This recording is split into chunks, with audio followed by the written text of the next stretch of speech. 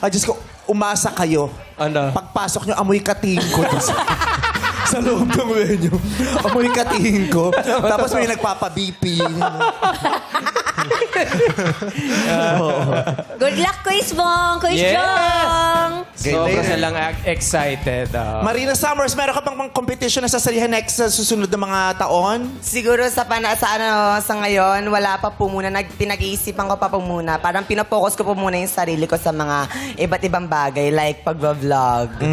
Oo. Ay, ano para sa'yo ang ibig sabihin ng pagiging drag queen?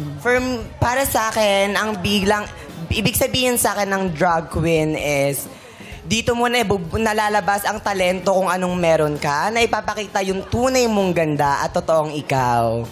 Oh, Tsaka That's all po, nag-iiba meme. sila ng anyo din. di Yes ba? po. Kung ano yung makeup mo. Yung Yes bang makeup, po. iba-iba yun. Ano ibig sabihin? Kumaga kung gusto mo ibang character ngayon, o iisa lang yun. Ay, hindi. Iba-iba yun. Iba-iba Oo, eh, iba-ibang no? mga trip nila. No? Depende ko anong gusto nung i-express dun sa performance na yun. Nakakaaliw. Nasubukan mo na yun, Ate Vice? Yes! Yes! Nanalo ka naman. Hindi ako sumali. sorry. Kala ko. Oo, drag queen ako dati. Kaya lang nung nag-drag queen ako, pinusasan ako. Bakit? Ay, iba yun! Baka ibang drag yun. Iba yun! Kasi niretso ko sa NBI. Drag yun! Sa tinukhan ko, tinanong kung kanino ko kumukuha. Nag-bracelet ka na silver.